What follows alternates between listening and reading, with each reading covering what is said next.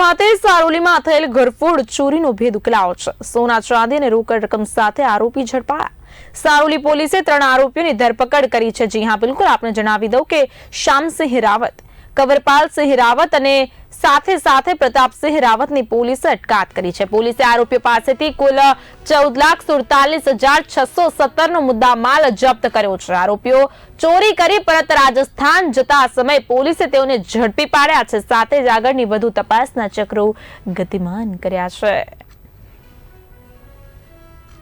કવરપાલ ત્રિલોકસિંહ રાવત જેઓ પણ બ્યાવર રાજસ્થાનના રહેવાસી છે અને પ્રતાપસિંહ લક્ષ્મણસિંહ રાવત જેઓ પણ બ્યાવર રાજસ્થાન ચિરોલી, કુલાગડા અને બગોડ શેરવડ કરીને જે જિલ્લો છે ઓરિસ્સાનો ત્યાંના રહેવાસી છે। આ ત્રણેય જણા 2 જણા છે એ ઘરફોડ ચોરીના અને મિલકત સંબંધી ગુનાના સંદર્ભમાં પોલીસ જેલમાં હતા અને જે શ્યામસિંહ છે એઓ મર્ડરના ગુનામાં જેલમાં હતા। તે દરમિયાન તેઓની મિત્રતા થઈ। એ લોકો જ્યારે બહાર નીકળ્યા છૂટીને ત્યારે ત્રણેય જણાએ ભેગા મળી એમાંથી એક જણ જે છે પ્રતાપસિંહ એ બેંગ્લોરમાં એક જગ્યાએ જોબ કરતા હતા। ત્યાં પોતાના મિત્રોને ટેલિફોનિક સંપર્ક કરી અને બોલાવ્યા। ત્યાં આસપાસના વિસ્તારમાં એ લોકોએ રેકી કરી અને જે મકાન અને બાજુમાં જે મંદિર હતું એની રેકી કરી અને ત્યાં રાત્રિ દરમિયાન એ લોકોએ 2 દિવસ પહેલાં ઘરફોડ ચોરી કરી।